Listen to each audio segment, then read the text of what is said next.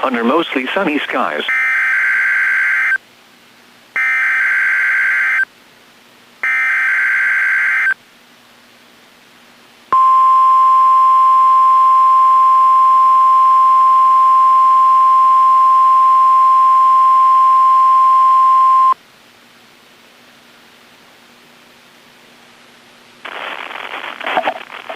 This is NOAA Weather Radio, the 24-hour voice of your National Weather Service. The preceding signal was a test of the public warning and alarm for transmitters in Florida listening area, originating from Ruskin, Florida.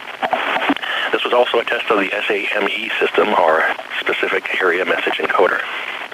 The same system will alert only the county or counties affected by a particular warning.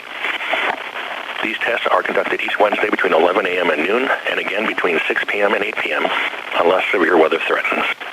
This concludes the weekly test. We now return to regular programming.